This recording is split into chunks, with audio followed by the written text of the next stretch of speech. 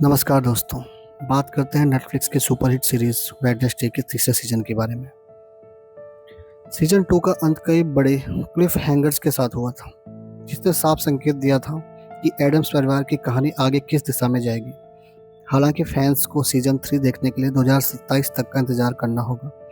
Netflix ने फरवरी 2026 के अंत में घोषणा की थी कि सीजन 3 का निर्माण आयरलैंड में शुरू हो चुका है। इसके साथ ही नेटफ्लिक्स ने वेडनेसडे की एक पहली झलक भी जारी की, जिसमें वह पेरिस के एफिल टावर के सामने दिखाई देती है। इससे यह भी संकेत मिलता है कि इस बार कहानी का कुछ हिस्सा पेरिस में फिल्माया जाएगा। नवंबर 2025 में एवा ग्रीन की कास्टिंग की घोषणा हुई थी।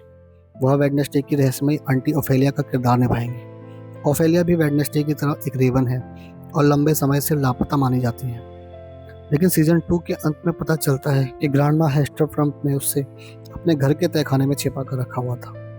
वेडनेसडे का अपनी आंटी और मानसिक और आध्यात्मिक संबंध उनकी पुरानी डायरी और भविष्यवाणी की किताब पढ़ने के दौरान और मजबूत हो गया था। इसके बाद विनोना राइडर के शो में शामिल होने की खबर आई, जो तबीथा नाम की किरदार निभाएंगी।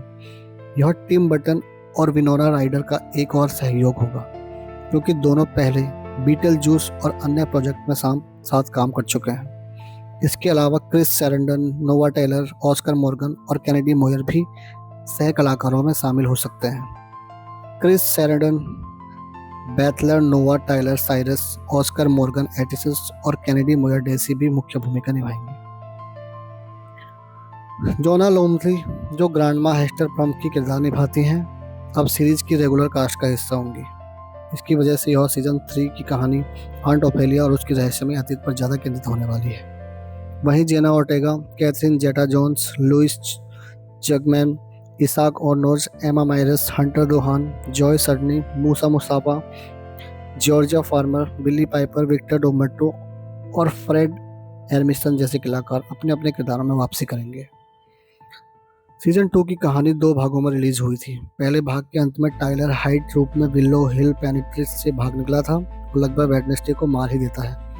वेडनेसडे एक ऐसे रहस्य की जांच कर रही थी जिसमें कुछ आउटकास्ट को मृत घोषित कर दिया था, जबकि वास्तव में उन पर विल्लो विल के तहखाने में प्रयोग किए जा रहे थे। इन्हीं कैदियों में टाइलर की मां फ्रेंचॉइस गैल्फन भी शामिल थी। इस सीजन में थिंग के अतीत का भी खुलासा हुआ, जो मुख्य खलनायक आइजैक नाइट से जुड़ा हुआ था। आइजैक टाइलर का चाचा था और बेहद शक्तिशाली छात्र था, जिसकी एक खतरनाक खोज ने अंततः उसी की जान ले ली। बाद में पक्सली की बिजली की शक्ति से वह अनजाने में एक जॉम्बी के रूप में वापस जीवित हो गया। सीजन में लेडी गागा ने भी रोजलिन ब्रॉडवुड नाम की नेवरमोर प्रोफेसर का किरदार निभाया। वह भी वेडनेसडे की तरह एक रेवन थी, लेकिन उनके साथ जुड़ी घटनाओं का कारण वेडनेसडे और एनिट की आत्माएं एक दूसरे के शरीर में चली गई। अपने दोस्त वेडनेसडे को बचाने के लिए एनिट ने पूर्णिमा की रात एल्फा वेयरवुल्फ का रूप धारण किया। उसे पता चला कि ऐसा करने पर वो हमेशा के लिए भेड़िए के रूप में फंस सकती है। आखिरकार सीजन के अंत तक वही हुआ और एनिट अपने वेयरवुल्फ रूप में फंस गई, जिसके कारण उसे नेवरमोर से भागना पड़ा। दूसरी ओर बायंकर ने प्रिंसिपल बैरी डॉट की ब्लैकमेलिंग से खुद को मुक्त किया और नेवरमोर के फंडरेजिंग कार्यक्रम में अपनी स्वतंत्रता वापस हासिल की।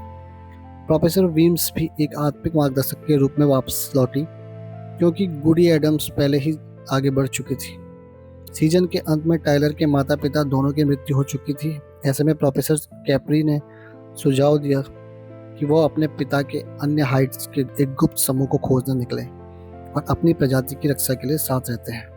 क्या अंकल फेस्टर स्पिन ऑफ अभी भी बन रही है? हाँ, अंकल फेस्टर पर आधिकारिक स्पिन ऑफ सीरीज अभी भी विकास के चरण में है। फ्रेड एरमिसन ने हाल ही में संकेत दिया है कि इस प्रोजेक्ट पर काम जारी है और भविष्य में इससे जुड़ी जानकारियां सामने आ सकती हैं। ऐसे ही और अपडेट के लिए हमारे चैनल को सब्सक्राइब जरूर करें। धन्यवाद।